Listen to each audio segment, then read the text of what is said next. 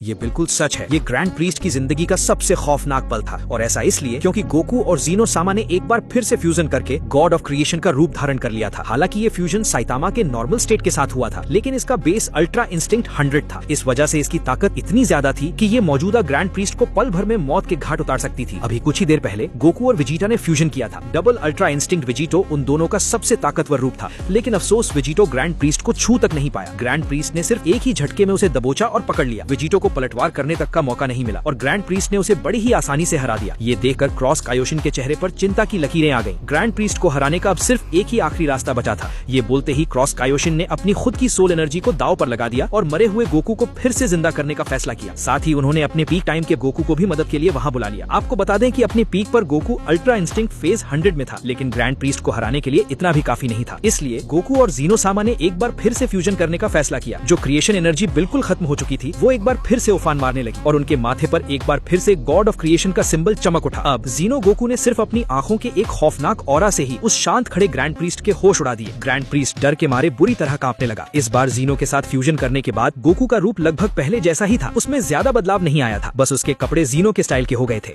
ये उनके पुराने गॉड ऑफ क्रिएशन वाले रूप से काफी अलग था। इसका बड़ा कारण ये था कि इस बार फ्यूजन से पहले जीनो ने अपने दोनों गार्ड्स के साथ फ्यूजन नहीं किया था, इसलिए इस रूप में सबसे ताकतवर गोकू का चेहरा ही डोमिनेंट था। लेकिन इसके बाद भी ये ताकत मौजूदा ग्रैंड प्रीस्ट को हमेशा के लिए मिटाने के लिए काफी थी। जीनो गोकू ने ग्रैंड प्रीस्ट से पूछा, क्या तुम्हारी कोई आखिरी ख्वाहिश है? अगर नहीं तो मैं तुम्हें इस ब्रह्मांड से मिटा रहा हूँ। ये सुनकर ग्रैंड प्रीस्ट गुस्से से लाल पीला हो गया, पर वो कुछ कर नहीं सकता था। जीनो गोकू को तो खुद हाथ उठाने की भी जरूरत नहीं पड़ी। उन्होंने बस अपने पास खड़े दोनों गार्ड्स को इरेज की शक्ति इस्तेमाल करने का इशारा किया। जो ग्रैंड प्रीस्ट अभी तक इतना घमंड दिखा रहा था, वो धीरे धीरे धुएं में बदलने लगा। पूरी तरह गायब होने से पहले उसे अपने किए पर बहुत पछतावा हो रहा था। वो सोच रहा था, ये बिल्कुल सच है कि विलेन हमेशा ज्यादा बोलने की वजह से मरता है। अगर मैंने थोड़ी जल्दी दिखाई होती तो आज बाजी इस तरह नहीं पलटती। और इस तरह जीनो गोकू की इस बेमिसाल और असीम ताकत के सामने ये भयंकर युद्ध हमेशा के लिए खत्म हो गया।